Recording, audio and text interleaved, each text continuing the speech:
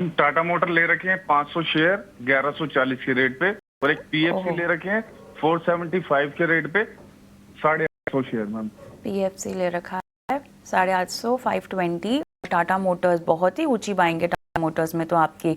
आपका होराइजन क्या है, आप कितना रुकना चाहते हैं? शॉर्ट टर्म दोनों ही?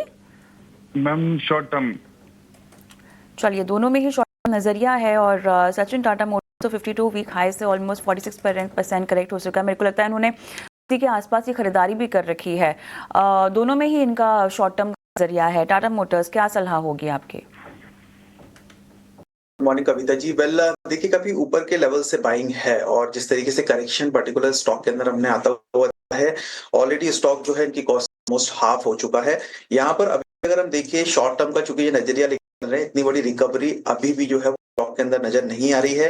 एंड मुझे लगता है कि जिस तरीके से लोअर साइड में 560 के आसपास के बेस बना के बाद स्टॉक के अंदर थोड़ा सा एक रिकवरी मूव आने साइडवेज मोमेंटम कंटिन्यू होता हुआ दिखाई दिया है। सो अप साइड में अगर 650 ये लेवल्स फर्दर ब्रेक होते हैं तो शॉर्ट टर्म के अंदर जो है वो मोमेंटम करीब 700 720 हाईएस्ट वहां तक एक बार चेज होते हुए ये नंबर्स लेवल्स नजर आ सकते हैं।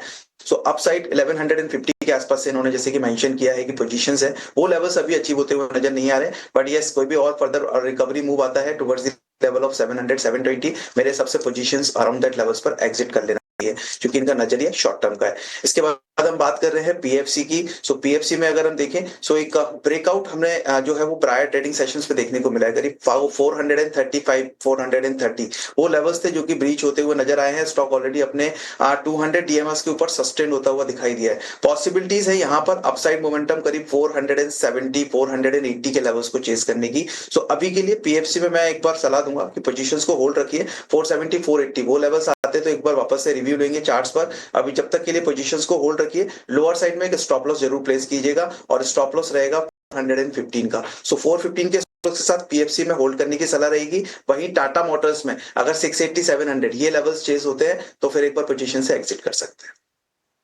और इसके अलावा आपको टाटा मोटर्स दोनों पर एक विस्तृत नजरिया मिला है। जो लेवल्स जिक्र किया सचिन ने, उस आधार पर रणनीति को आगे बढ़ाइए। चलिए बढ़ते हैं आगे, और रिजवान हमारे अगले दर्शक हैं हमारे साथ जुड़े हुए। रिजवान, गुड मॉर्निंग, कहां से बात कर रहे हैं? गुड मॉर्निंग सर, मैं बादशाह टाकली अकोला महाराष्ट्र से बोल रहा हूं सर। जी रिजवान, बताएं हम आपकी क्या मदद करें? सर हमारे पास 200 शेयर है जीआरएस गार्डन रिच के सर। अच्छा, गार्डन रिच शिप बिल्डर्स के कि मझगांव डॉक के? नहीं सर, गार्डन रिच। ठीक है सर 1737 के रेट से खरीदे सर हमने।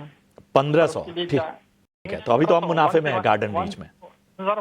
1737 1737 मतलब अभी वाली जो प्राइस चल रही है उसके आसपास ही है। चलिए जी सर। हाँ, और कोई स्टॉक? सर ओला के है 3000 है सर, 106 के रेट से लिए थे सर, क्या करना चाहिए? तो काफी रैली जो आई थी ओला में, उसके बाद ही उस लेवल में आप फंस गए हैं। और ठीक है, तो गार्डन रीच और गार्डन रीच ये दो शेयर है ना आपके? जी ठीक है। चलिए रिजवान, मुझे जरा बताइए कि आप कितना समय देना चाहते हैं, शॉर्ट टर्म या लॉन्ग टर्म का? सर ये आपकी सलाह लिए, शॉर्ट टर्म के लिए रखना है क्या लॉन्ग टर्म करना है? ठीक है। चलिए सचिन, मैं आपके पास आना चाहूंगा। गार्डन रीच 1730-31 के आसपास ही खरीदा है, मतलब अभी वाला जो भाव है उसके आसपास ही है। ओला इलेक्ट्रिक में सबसे पहले राय दीजिए, क्योंकि 106 के आसपास की खरीद है और वहां से आधा हो चुका है स्टॉक का। हालांकि हम ओला इलेक्ट्रिक में एक चीज देख रहे हैं हाल फिलहाल, पिछले 7 दिनों में हम देख रहे हैं कि लगभग 4% की तेजी देखने को मिली है। तो क्या ये जो स्टॉक है वो थोड़ा और ऊपर जा सकता है, या जो है यहाँ से जितना भी कुछ है वो समेट चाहिए? ओला इलेक्ट्रिक पे राय दीजिए, और उसके बाद गार्डन रिच पे दीजिए। गार्डन रिच 1730 की बाइंग। प्रशांत जी, सबसे पहले अगर ओला इलेक्ट्रिक पर यहाँ पर बात करें तो लोअर साइड से एक रिकवरी मूव आया जरूर है, जैसे कि आपने बात की।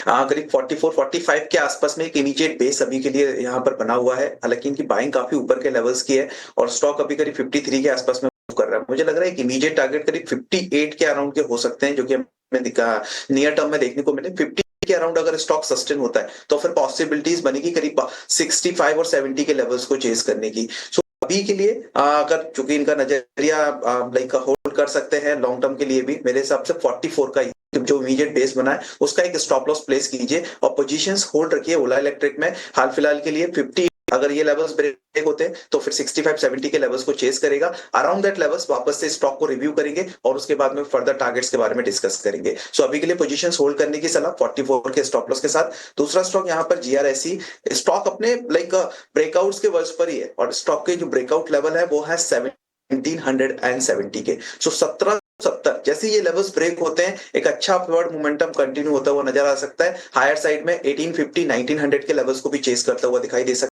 मेरे हिसाब से यहाँ पर भी पोजीशंस को होल्ड रखिए। 1770 जैसे ये लेवल्स ब्रेक होते हैं अपवर्ड मोमेंटम कंटिन्यू होता हुआ नजर आएगा स्टॉक के अंदर।